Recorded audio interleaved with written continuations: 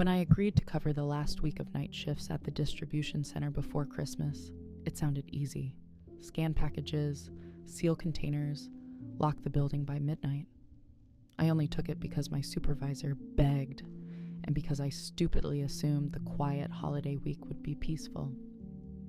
The building wasn't huge, just one warehouse floor with 3 docking bays, an office hallway, a break room, and a long row of rolling shelves we used to stage outgoing boxes.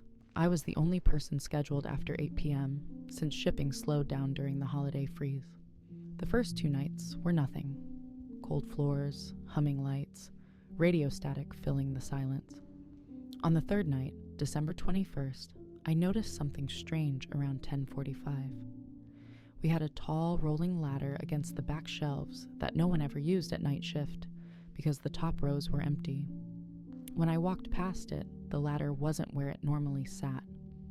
Instead of being pushed flush against the shelf, it was pulled out a good 6 feet. I shoved it back without thinking. 30 minutes later, when I returned from the office hallway, the ladder was out again, this time almost in the aisle. I still didn't get scared. I assumed I forgot to push it. Midnight came. I locked the door, went home. Next night, I made a point of pushing the ladder tight against the shelves as soon as I clocked in. Around 9:30, I was sealing boxes when something clanged behind me. I turned around expecting a package had fallen, but it was the ladder tipping forward slightly on its wheels, then settling. My first instinct was that maybe the floors were uneven. I pushed it back again. 10 minutes later, while I was in the break room microwaving dinner, I heard the ladder roll. Not fall, roll, slow, steady. Wheels squeaking in small intervals. I walked out expecting to see someone, but I was alone. The ladder was in the middle of the aisle facing me like someone had dragged it there deliberately. I felt uneasy for the first time, but I stayed. I needed the overtime. At around 11:25, the motion sensor lights above the back shelves flicked on. Only those. Not the main floor lights. The motion sensor is height-based. You have to be at least 6 feet tall or carrying something above your head to activate it. I'm 5'4". Nothing was supposed to be moving back there. The lights clicked off after 30 seconds. I forced myself to finish the staging sheet. Then, around 11:40, I walked down the aisle again to place a barcode on a crate and nearly tripped, because the ladder wasn't just in the aisle this time. It was positioned directly in front of the emergency exit door, perfectly angled, wheels locked, like someone had placed it there just to block me in. I grabbed the ladder and shoved it so hard it slammed against the shelf. I yelled, "Hello?" even though it was useless. The building swallowed the sound. I decided to leave early, even if it meant dealing with my supervisor. I shut down the scanners, locked the office, and went toward the front door. As I passed the dock area, something made me stop. The 3-bay door, normally bolted shut after 5 p.m., was cracked open at the bottom, just enough for cold air to seep in. I crouched and looked at the bolt. It had been slid upward, not broken, not forced, just moved. Someone inside the building had undone it. I locked it again, shoved a crate in front of it, and practically speed-walked to the front door. I left 15 minutes early. On the drive home, I kept telling myself a worker must have come in earlier, and I didn't notice. Or maybe the bolt was loose from previous shifts. I lied to myself all night. December 23rd was my last shift. I almost called off, but the stubborn part of me didn't want to feel stupid. I showed up early, pushed the ladder tight against the shelves, and started scanning. Nothing happened for hours. I started thinking I was just exhausted. Then, at 11:02 p.m., the office hallway lights flickered. Not because of power, they flickered because motion was detected. I stared down the hall. The sensor sits near the ceiling. Something tall enough must have crossed under it. I called out again, louder, and grabbed the box cutter from my cart even though I knew it was pointless. I walked halfway into the hallway. The air felt colder there. I listened. Nothing. No breathing, no shuffling, just a faint mechanical hum somewhere deeper in the hallway. I walked back out, refusing to go further. At 11:30, I needed to print the final shipment sheet before closing, so I forced myself to go back into the hallway because the printer was in the small office at the far end. I kept all the lights on this time. When I reached the office door, it was open. I hadn't opened it. It swung gently like someone had gone in minutes earlier. I pushed it with my foot. The small room was empty.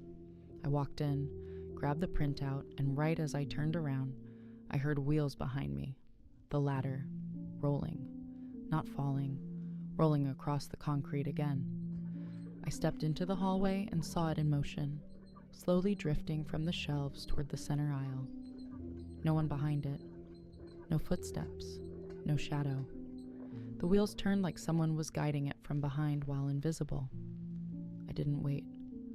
I walked backward toward the front desk, never turning my back to the warehouse, grabbed my keys and got out. I didn't even shut the lights off.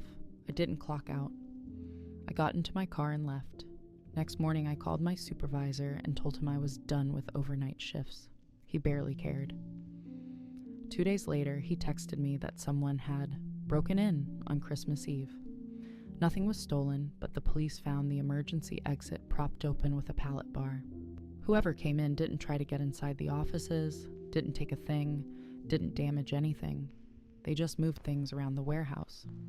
My supervisor chalked it up to a homeless person trying to stay warm, but I knew better, because the ladder didn't move again after Christmas Eve. Nothing did. It all stopped. Not because security scared anyone off, not because they caught someone, not because anything changed.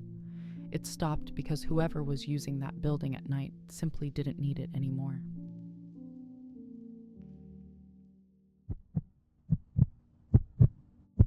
I picked up a temporary holiday job at a small-town ski resort parking lot because my college was on winter break and I needed money badly. They stuck me in Lot 6, the furthest from the slopes, where all the overnight guests parked. My job was simple. Sit in a heated booth from 6 p.m. to 2 a.m., check parking passes, log plate numbers, and call security if someone suspicious showed up. I figured it would be easy overtime, quiet, boring, nothing dangerous. The resort wasn't huge, just 3 lodges, a tiny rental shop, and 6 lots spaced along a long stretch of mountain road. Lot 6 had only one entrance and sat right before the tree line, the kind of place where the wind always seemed to whistle, even when everything else was still. My first few nights were quiet. The booth heater worked, the radio played Christmas music, and sometimes a few late check-ins drove by asking for directions. On December 22nd, around 11:30 p.m., I noticed a car parked in the very back row, far beyond where anyone normally parked. A gray SUV, no lights on, no frost on the windshield, even though every other car was covered white. It looked like it had been running recently. Our lot logs showed only 12 cars that night. That SUV wasn't one of them. I walked out with my flashlight, crunching snow under my boots, planning to leave a warning ticket. But when I got closer, the SUV headlights suddenly flicked on, not bright, just the parking lights, as if someone inside wanted to see me. I froze halfway between the booth and the vehicle. A silhouette shifted in the driver's seat. Not clearly, just enough to know someone was sitting upright, watching me. I didn't approach. I raised my hand slightly, pretending to wave like everything was normal, then backed away slowly. Once I got inside the booth, I called a radio dispatch. They said they'd send security to Lot 6 when someone was free. That usually meant 20 minutes at best. I watched the SUV through the booth window while waiting. Its headlights stayed on. The driver didn't get out. No door open. No movement. The car just sat there facing the booth like it was waiting for something. 15 minutes passed. The headlights shut off. A few seconds later, so did the interior light. It was pitch black except for the snow-reflecting moonlight. I kept watching. The silhouette didn't move, or I couldn't tell if it did. Security never came. At 1:50 a.m., when I locked up the booth to go home, the SUV was gone. No tire tracks, no prints, just an empty space with fresh snow like nothing had been there at all. I told myself it must have driven out when I wasn't looking, even though I had a perfect view of the only exit. Next night, December 23rd, I begged for a different lot assignment, but management refused. They said Lot 6 was the only overnight lot, and they trusted me to handle it. I didn't argue because I needed the hours. The booth heater struggled that night. The wind kept knocking it off, and I had to hit it with my palm to get it running again. Around 10:40 p.m., the lights in back row flickered. They were motion sensitive. I checked the monitor, a tiny black and white screen tied to one old camera, pointed at the rear of the lot. The footage was grainy, snowy, barely usable, but something was moving back there. A person walking between cars, slowly, checking handles, stopping at the trunks. Their hood was up. The footage was so blurry I couldn't tell if they were wearing a coat or something bulkier. My throat tightened as I realized they were moving closer row by row, ducking out of camera range, then appearing again in the next lane. I radioed dispatch immediately. Lot 6. Someone's in the back rows checking cars. Looks like they're trying handles. Dispatch said, "Copy sending someone." I kept my eyes glued to the monitor. The figure disappeared behind a large pickup truck. I waited for them to appear in the next row. They didn't. The motion lights in the back shut off. Silence filled the lot. I stood there frozen, scanning the real lot through the booth window. I expected the figure to come into view. They didn't. Everything looked still. Then my booth door handle twitched. Just a tiny metallic click. I gasped and stepped backwards so fast I knocked over the chair. The handle pressed down a fraction of an inch like someone was testing it, then released. I didn't breathe. I didn't move. No knocking, no voice. Just the sound of someone shifting their weight outside. The booth walls were thin. I heard the faint crunch of snow as the person stepped back. Then nothing. Total silence. I didn't dare look out the window. I just grabbed the booth phone and called dispatch again. No answer. I waited. 10 minutes, 15. No footsteps, no movement. Finally, at 12:12 a.m., a security truck pulled in. The guard walked over to the booth. I opened the door fast, shaking so hard my teeth hurt. He checked the lot with a flashlight. I watched from the booth window as he walked all the way to the back rows. When he returned, he shook his head and said he didn't see anything, not even footprints. He asked if I wanted to go home early. I said yes immediately. I didn't sleep that night. Christmas Eve was my last shift. I almost didn't go, but quitting over something vague felt stupid. So I drove up the mountain road again. Lot 6 looked normal at first. Clean, quiet, untouched snow. I went inside the booth, turned on the heater, and radioed that I was starting shift. Around 9:15, a car approached. I went out to check the parking pass. It was a couple checking in at the lodge. Nothing strange. When I returned to the booth, my heart sank. There were fresh footprints around it, behind the booth, beside the door, deep, wide steps of someone wearing heavy boots. They weren't mine. I circled the booth with my flashlight, breathing hard. The steps led toward the tree line, then just stopped. No return tracks, nothing heading deeper into the forest. Just ended. Someone had walked to the booth, stood there for a while, then disappeared into nothing. I stayed alert the rest of the night, expecting the handle to move again, expecting footsteps, expecting someone to appear between the cars. Nothing happened. Not a single sound. At 2 a.m., I locked the booth, ran to my car, and drove home. When I arrived for my paycheck after the holidays, one of the managers mentioned that Lot 6's overnight logs had been uneventful. No complaints, no incidents, no break-ins. I asked if security had found anything unusual. They said no. I asked about the gray SUV. They said no camera ever recorded a vehicle like that entering or leaving Lot 6. And since that night, nothing else happened. No footsteps, no figures, no cars sitting in the back row. Whoever that was, whoever walked up to my booth and tried the handle, they didn't come back. They didn't escalate. They didn't leave a trace. They simply stopped. And that's the part I still can't get out of my head. People who stop on their own are the ones you should be the most afraid of.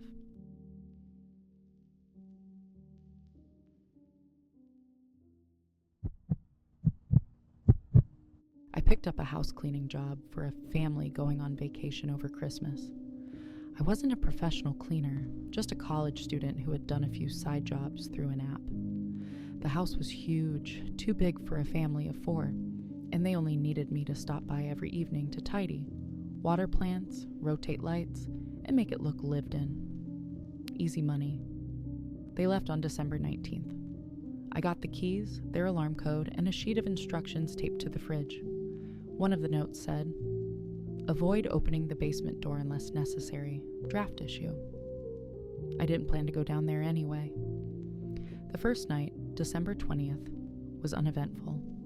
I vacuumed, washed dishes, fed their fish, turned on the front porch lights, and left after about an hour. Nothing strange except the size of the place. It echoed in a way that made every footstep sound like someone else was moving too. On the second night, I noticed the back patio light was on when I arrived. I didn't remember leaving it on. I shrugged it off and finished my checklist. Right before leaving, I passed the basement door and felt a draft under it. Cold air pushing out. I ignored it and left. On the third night, things changed. When I walked in, the house felt wrong. Not messy, not disturbed, just subtly wrong. Like someone had been inside and put everything back, but not in the exact same way. A throw blanket was folded differently. A kitchen stool faced a slightly different angle. A hallway light was on that I never touched. At first, I assumed I misremembered everything, but as I cleaned, it kept building. Small, stupid details that only bothered me because I'd already memorized the layout the last 2 nights. At one point, I walked past the basement door and stopped. The draft was stronger. The doorknob felt cold. Too cold for a house with central heating blasting. I listened. Nothing but the hum of the fridge downstairs. I put my ear closer. Still nothing. I moved away quickly. After finishing up, I turned off lights and went to leave. But when I opened the front door, something made me look back down the hallway. The basement door was cracked open, just an inch. I hadn't touched it. I walked back slowly, heart pounding, grabbed the knob, and shut it firmly. I set the deadbolt. That door didn't have a lock from my first 2 nights. The bolt wasn't supposed to be there. I stood there staring, confused, wondering if the family had installed it recently, but nothing about it looked new. I left fast. The next night, Christmas Eve, I almost canceled. Something felt off from the moment I parked. The house was dark except for the porch light. Cold wind pushed snow across the driveway. I unlocked the front door, stepped in, and stopped. The kitchen light was on. Every night before, I'd turned it off. Every night. My instructions said to leave only the living room lamp on when I left. I took a slow step forward. Another. My voice cracked when I said, "Hello?" No answer. I checked the kitchen, empty. Checked the living room, empty. Upstairs, nothing. But when I came back down to the first floor, the basement door was cracked open again. Wider this time. I froze 10 feet away from it. The draft hit my legs like someone exhaled cold air from below. I should have left. I knew that. Instead, I reached over the hall table and grabbed the metal flashlight they kept there and took 1 step toward the basement. I nudged the door with the flashlight tip. It opened silently. The air coming from the basement was freezing. The staircase was steep, unlit except for the faint glow from upstairs. I told myself no one was down there. No one. That maybe the ventilation system was causing the draft. That maybe the house shifted in temperature and made the door move, but every instinct screamed that someone was listening from below. I closed the basement door, pressed hard until it clicked, and turned the deadbolt. Then I did the rest of the cleaning as fast as I could, practically jogging through each room, barely breathing. When I finished, I grabbed my coat, turned off the hallway lights, and stepped outside. As I locked the door, I looked through the window beside the entryway. My heart dropped. The basement door was open again, fully, just standing open in the dark hallway. I ran to my car without looking back. At home, I lay awake imagining scenarios. Someone living down there, someone watching me every night, someone waiting for the right moment. I almost called the family, but I didn't want to ruin their vacation over something I couldn't even prove. On Christmas Day, I texted and asked if I could skip that night. They told me not to worry. They'd be home the morning of the 26th anyway. I didn't go back. I didn't want to touch that door again. On the 26th, they arrived home and thanked me for the job. I didn't mention anything. They didn't either. They seemed cheerful, rested, completely unaware that anything strange had happened. I expected them to text me later saying something was wrong, that they heard noises or found signs of someone staying in the basement, but nothing came. 2 weeks passed, nothing. But something was bothering me enough that I eventually drove by the house again just to see if everything looked normal. The family had hung new decorations, cars in the driveway, kids' bikes on the lawn. Completely ordinary, normal, peaceful. For a moment, I thought everything in my head had been exaggerated from being alone at night. Then, as I drove past, I saw the father walk toward the side of the house with a bag of trash.